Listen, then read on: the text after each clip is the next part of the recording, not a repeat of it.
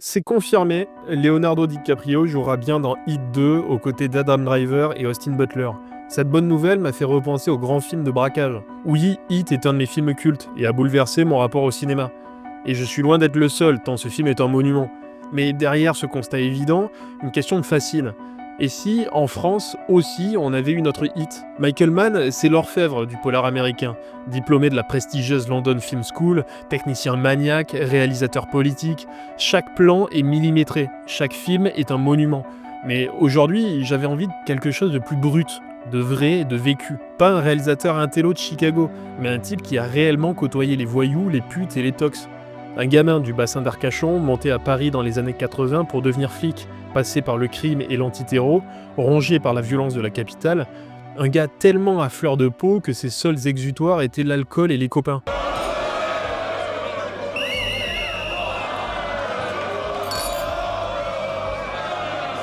Mais surtout le théâtre, bien encouragé par sa copine de l'époque, Michel Larocque. Après avoir rendu son flingue et son badge, devenu acteur, puis scénariste et enfin réalisateur, il entre dans le cinéma par la petite porte, jusqu'au jour où il sort un film qui met tout le monde d'accord. « 36 Quai des Orfèvres ». Plus de 13 millions d'euros de budget et un casting royal. Daniel Auteuil et Gérard Depardieu en face à face, Roche Dizem, Daniel Duval, André Dussolier ou encore Francis Renaud pour les épauler, et sans oublier les femmes, tour à tour sensibles et implacables, Valéria Golino, Catherine Marchal et Anne Consigny. Ce film parle d'une série de braquages qui provoque une course entre Daniel Auteuil, patron de la BRI, et Gérard Depardieu, chef de la BRB.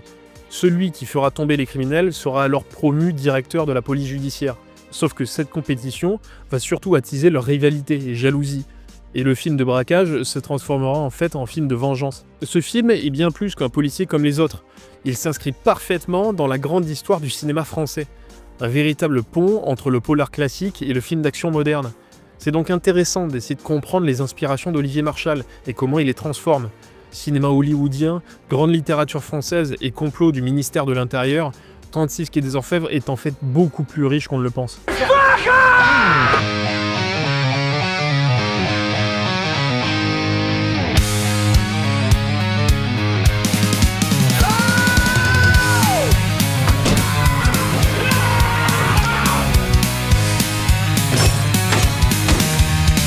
C'est le petit poussin jaune qui critique des films. Il s'en bat les steaks, ce poussin jaune. Mais je l'adore, c'est ton nouveau poteau. My fucking time.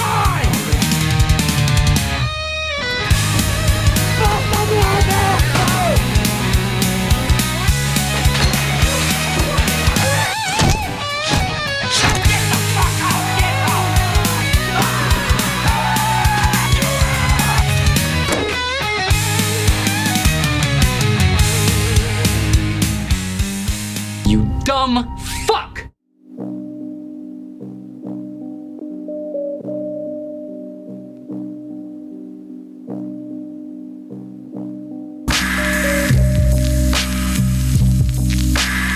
36 Quai des Orfèvres » est régulièrement présenté comme un hit à la française.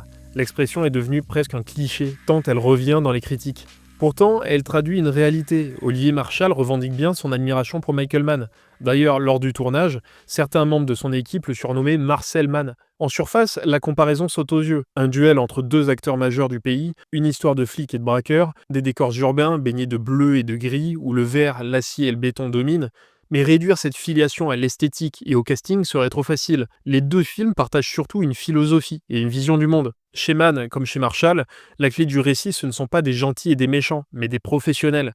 Michael Mann aime filmer des spécialistes obsédés par leur métier, que ce soit des cambrioleurs, des patrons d'écuries automobiles, des braqueurs, des flics, des tueurs à gages. Leur vie privée est morcelée, sacrifiée, écrasée par cette exigence. Ce sont des hommes usés par eux-mêmes car voués à leur profession. La solitude et le caractère obsessionnel ne sont que les corollaires de leur efficacité. Marchal transpose cette logique dans l'univers français. Ces flics et ces voyous vivent uniquement pour leur boulot. Ce métier, c'est tout ce que j'ai. D'ailleurs, ce n'est pas pour rien que les films de Marchal ont pour titre une signification professionnelle. Gangster, c'est un mode de vie. 36 Quai des Orfèvres, c'est l'adresse de la PJ. MR73 est un flingue utilisé par les flics, et les Lyonnais, c'est le surnom d'un gang de braqueurs. C'est surtout ce professionnalisme qui donne au film son air magnien. Des gestes précis, un vocabulaire technique mêlé à un argot policier, des décors de commissariat ou de planque, des techniciens compétents dans leur job, mais au prix d'une vie privée chaotique. C'est la chronique d'un monde du travail extrême qui consume ceux qui y participent. Autre point commun, un duel qui est aussi un miroir. Macaulay et Anna se respectent et se comprennent, tout en sachant qu'à la moindre occasion, ils s'entretueront sans pitié. Malgré quelques points communs, ils ne seront jamais dans le même camp. Cette ambiguïté est magnifiquement incarnée dans la scène culte du café, intervenant d'ailleurs pile à la moitié du film. Pacino et De Niro se parlent enfin, mais Mann les filme exclusivement en chant contre chant, sans jamais les réunir dans le même cadre. Un face-à-face d'intimité et de distance, comme si une barrière invisible mais infranchissable les séparait. Marshall transpose ce duel entre deux flics voyous, qui utilisent des méthodes franchement criminelles. La frontière entre le flic et le voyou est à la fois poreuse dans les méthodes, mais très nette dans le but final recherché. Les flics et le voyou partagent une connaissance du terrain, une manière d'être, et parfois même un passé commun. Ouais, vous connaissez le dicton, hein, c'est un flic, c'est un voyou qui a mal tourné. Hein.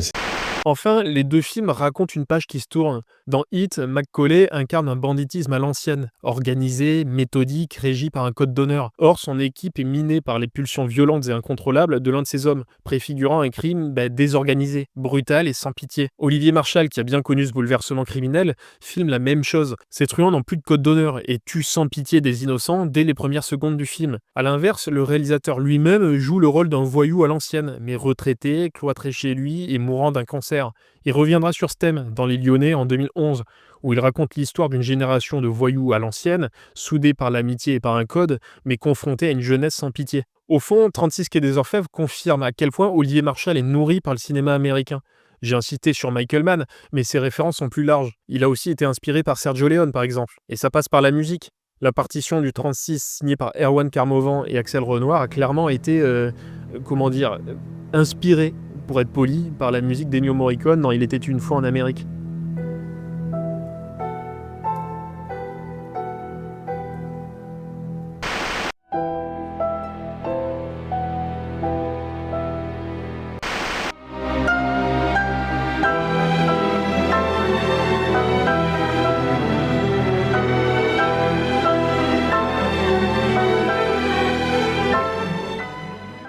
Si 36 quai des Orfèvres porte l'empreinte du cinéma américain, il reste avant tout un film profondément français. Marshall s'essaie en héritier d'une culture française qui part de la grande littérature classique, passe par les romans noirs et s'inspire du cinéma d'après-guerre. Son film parle en fait beaucoup plus de notre imaginaire collectif et national que d'enquête et de braquage. Le film reprend presque à la lettre le conte de Monte Cristo d'Alexandre Dumas. Un homme brillant et piégé, emprisonné, trahi par un proche jaloux de sa carrière et de sa compagne méditerranéenne. Comme Edmond Dantès, l'ancien prisonnier reviendra pour se venger de celui qui l'a détruit. Cet écho avec Dumas donne au film une dimension en même temps épique et populaire, mais aussi un goût de panache très français. D'ailleurs, Gérard Depardieu joue ici le traître, après avoir lui-même incarné Edmond Dantès dans une adaptation à la télé du Comte de Monte Cristo quelques années plus tôt. Autre clin d'œil, le personnage joué par Olivier Marchal s'appelle Cristo. Il se place donc sous le signe d'une grande tradition romanesque nationale, et son film policier n'est paradoxalement pas vraiment une enquête. Cette traque des braqueurs, on s'en fout complètement, et elle est rapidement mise au second plan. Tu sais quoi? Je t'ouvrirai à ta porte. Je serai derrière. Je te tuerai toi et toute ta famille. Commence à me parler poliment. Le 36, c'est plutôt une tragédie, le récit d'une vengeance froide et amère, l'histoire d'hommes brisés. Mais là où le roman de Dumas se concentrait surtout sur la vengeance après la libération, le film de Marshall s'attarde surtout sur l'amertume avant l'emprisonnement. L'autre pilier de l'inspiration de Marshall, c'est le polar français d'après-guerre, notamment le cinéma de Jean-Pierre Melville. Il a d'ailleurs demandé à son chef-op, Denis Roudant, et son assistant, Frédéric Tellier, de s'inspirer de films comme Le Cercle Rouge, par exemple. Ces films imposaient un style, lenteur des gestes, atmosphère grisâtre ou nocturne, personnages taciturnes, voitures, clopes, flingues. Dans le 36, Marshall reprend ce goût des rituels et des silences, des planques délabrées et des bistrots démodés. Marshall ne filme pas des icônes américaines, mais des figures françaises enracinées dans nos commissariats, nos rues et nos zones industrielles. Loin des cartes postales, le Paris melvillien et marshallien est froid. humide, sale et crasseux. Autre clin d'œil d'ailleurs, dans 36, l'indique joué par Roche Dizem s'appelle Cilien, comme le personnage de Belmondo dans Les Doulos, qui lui aussi est suspecté d'être un indique. Là où Marshall affirme franchement sa patte personnelle, c'est dans le casting. Bien que Melville ait filmé des gueules, on retient surtout sa fascination pour la beauté quasi spectrale d'Alain Delon. Au contraire, et sans vouloir être désobligeant pour ses acteurs, Olivier Marshall pointe plutôt sa caméra sur des gueules burinées par la vie. Le flic français n'est pas beau, il est plutôt fatigué et au bord de craquer. Entre les gros pifs de Depardieu et Auteuil, Ah non, c'est un peu court, jeune homme. les cernes de Daniel Duval, la gueule de Tollard de Roche Dizem, la froideur de Catherine Marshall ou les yeux de fou d'Alain Figlards, on est loin des beautés hollywoodiennes. Avec ce casting, Olivier Marshall a fait le pari gagnant de raconter 1000 histoires silencieuses à travers de simples visages. Enfin, il y a la langue. Olivier Marshall admire Michel Audiard, maître des dialogues d'une page entière du cinoche français. J'ai pas encore les pieds dans le trou, mais ça vient, bon Dieu. Tu te rends pas compte que ça vient? Et plus ça vient, plus je m'aperçois que j'ai pas eu ma ration d'imprévu. Et j'en redemande. T'entends, j'en redemande. L'imprévu? Qu'est-ce que ça veut dire? Oh, rien, c'est les idées d'un autre monde. Et puis ne parlons plus de ça, va.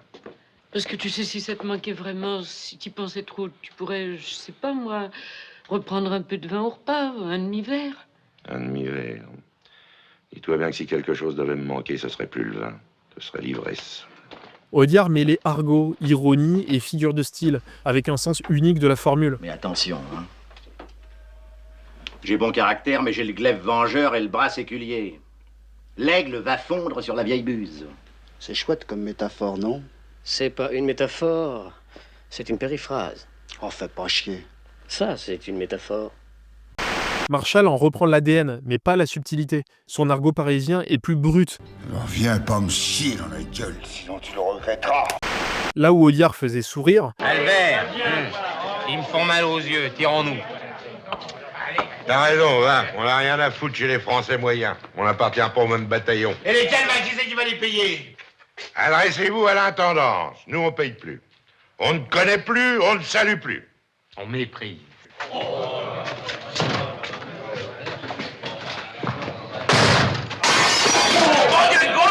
Marshall cherche à faire sentir la fatigue et la violence du quotidien. De même qu'il reprend la mise en scène de Michael Mann sans parvenir à égaler sa subtilité, il reprend la familiarité d'Audiard, mais en rejetant sa poésie. Le résultat, c'est des répliques dont je ne me lasse toujours pas et que l'on entend trop rarement au cinoche. L'administration est une vieille fille, Léo. Elle aime pas qu'on la prenne en levrette. Et apparemment, il était en train de se faire flûter à l'arrière de sa bagnole. On a retrouvé le machin à l'air et le pantalon sur les chevilles. C'est dans sa bouche à elle qu'il est mort. Pourquoi je t'aurais mis au courant? Pour baiser, on est toujours mieux à deux, non? Tu crois pas? Et le code de déontologie policière, vous en faites quoi? Il y a longtemps que j'ai fini de me torcher le cul avec ce putain de code. Chez les voyous, les types comme vous finissent en général dans un parking. Avec 3 balles dans la tête. Chez les voyous, il y a longtemps que les types comme moi n'écoutent plus les types comme vous. Qu'est-ce que vous auriez fait à ma place? Je suis pas à ta place. Un jour, les fantômes viendront sonner à ta porte et tu seras obligé de les suivre. Et tu te retrouveras seul face à toutes les saloperies que t'as faites. Un jour, il faut bien mourir.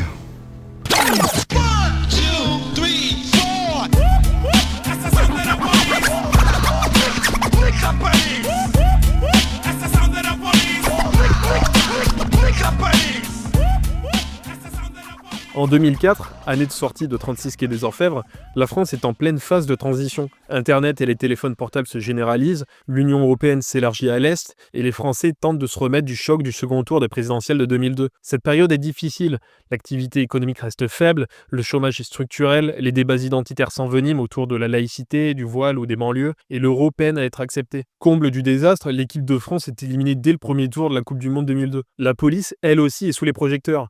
Des films comme La Haine ont marqué l'imaginaire collectif, avec des images de policiers violents, souvent en conflit avec la population ou même avec ses propres principes. C'est dans ce contexte qu'arrive 36 quai des Orfèvres. Alors les petits pédés, on n'est pas au défilé? Ça nous excite pas tous ces beaux militaires, hein? On préfère rester en famille à se grignoter la biscotte, hein?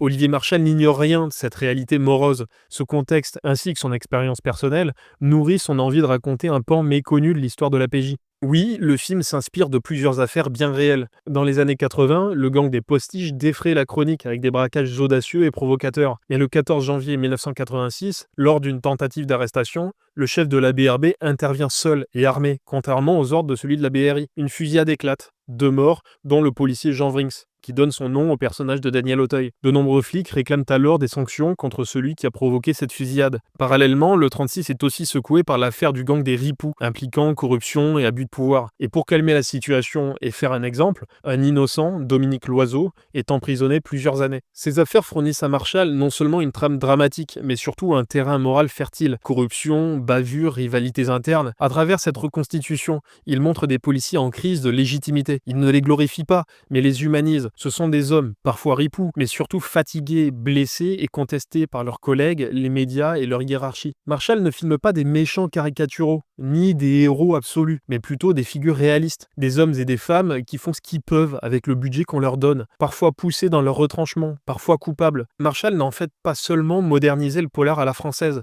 il a carrément réhabilité la figure du policier.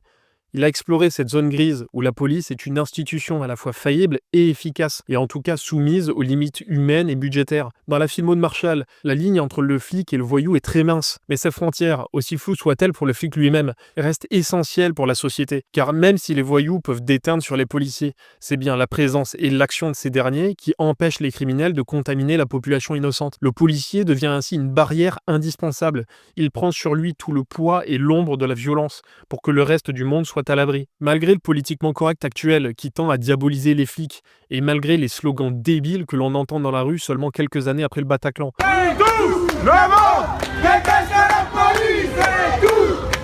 Et ferme ta gueule, seul. Marshall propose une autre voie, non pas pour blanchir les flics, mais au moins pour en montrer la complexité. En réhabilitant la figure du flic et en redonnant ses lettres de noblesse au polar à la française, Olivier Marshall a ouvert la voie à une génération de cinéastes qui explorent le courage et l'humanité des policiers de manière nuancée, dans un contexte social et politique des plus abjects.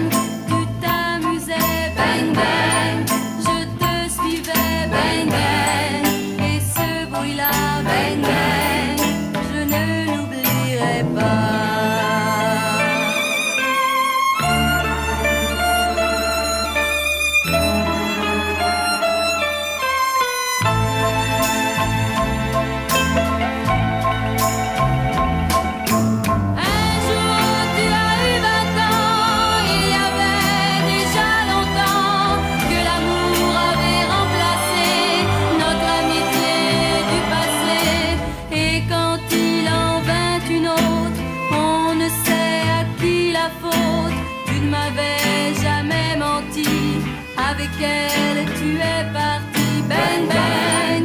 Tu m'as quitté, bang bang. Je suis resté, bang bang. Et ce bruit-là, bang bang, je ne l'oublierai pas.